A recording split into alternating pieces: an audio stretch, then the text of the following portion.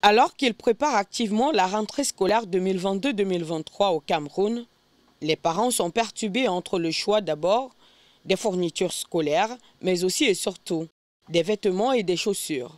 La majorité perturbée quelque peu par la conjoncture économique trouve néanmoins un lieu de ravitaillement, ici au lieu dit douche à Akwa, dans la ville de Douala. Oui, nous sommes là à la douche comme ça, là. On ne fait qu'avec, puisqu'on avait déjà signé 100 lits, on ne peut pas faire autrement. Les Chinois nous sacrifient ici, là. Je suis commerçant de chaussures et pour le moment même, les choses sont très difficiles. Les Chinois nous vendent ça très cher et vous allez constater qu'il y a une augmentation de prix.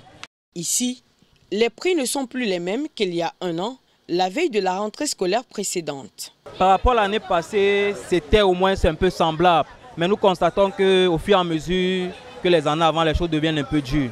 Au fur et à mesure. Parce que l'année passée, on pouvait acheter une marchandise, comme peut-être le carton, soit des ballerines. On pouvait peut-être avoir un carton, on pouvait peut-être avoir la paire, même 1500 pour revendre même à 2000. Maintenant, ça a augmenté. Et vous constatez maintenant qu'on ne peut plus revendre comme auparavant. Et c'est la raison pour laquelle certains clients se plaignent. Moi, l'année passée, je vendais ça. Aujourd'hui, je me trouve dans le Biafra. Je vends le Biafra même. Voilà, même ça depuis le matin. Il n'est même pas vendu 10 000 francs. C'est dur. On demande de l'huile. On dit que c'est parti en Ukraine. Par exemple, la chaussure que je noue, là, le Chinois vendait ça à 1200, on revendait à 2000. Maintenant, le Chinois lui-même vend à 2500. Nous sommes obligés de revendre au minimum même à 2500. Et les parents se plaignent. Ça ne va pas. Tu vois le monde ici, là, on dirait même que c'était les fantômes. On n'achète rien. Ils ne font que tourner. On malaxe la chaussure, après on laisse. Tu dis à quelqu'un que la chaussure c'est 3000. Elle te dit qu'il a 1500. Donc ça ne va même pas un peu. Au niveau des parents, non. Les parents souffrent. Nous-mêmes, nous souffrons. Parce que quand ils ne payent pas comme ça, nous aussi, on ne gagne pas. On gagne ici entre 200, 300. Il faut qu'en fin de journée, on voit l'effectif. Si tu as vendu 20 paires de chaussures ou 30 paires de chaussures ou 10 paires, donc c'est devenu trop difficile. Dans la rentrée scolaire, non, je ne sais même pas si mon enfant doit même fréquenter. J'ai 3 enfants. L'autre qui part à l'université, il y a l'autre qui part au cours moins 2, il y a l'autre qui a reçu au BPC, elle part en machin en seconde. Gars, c'est grave. Chez moi-même, je mange à peine. Par exemple, quand tu dis que tu vas commencer par où pour finir où, les chaussures ne passent pas. Les chaussures ne passent pas. Même le 1000 francs qu'on dit colo, donc c'est grave, ça ne passe même pas. Le prix des choses sur le marché est tellement cher. Les premières nécessités sont trop chères. Les sacs scolaires, tout est cher. L'économie est en chute. En plus, on ne s'en sort pas. Et de temps en temps, la communauté est là en train de nous chasser.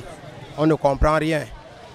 Chaque année, il y a les prix de ceci qui augmentent. L'huile, bref, tout ce qui entre dans la nutrition.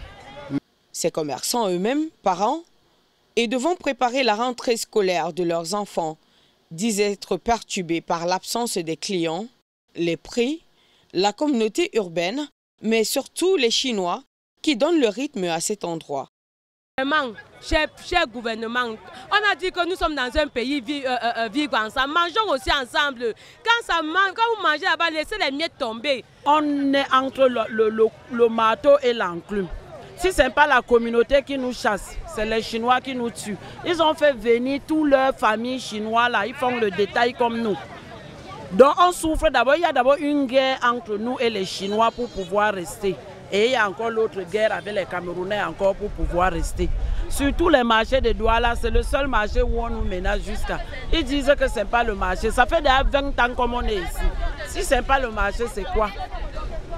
On va faire comment avec les enfants? J'ai les enfants à l'université. J'ai les enfants encore au secondaire. On va faire comment? À moins de 2 semaines du kick-off de la rentrée scolaire 2022-2023, ces commerçants n'ont de choix que de serrer la ceinture et attendre que la clientèle qui se fait très rare ne se décide.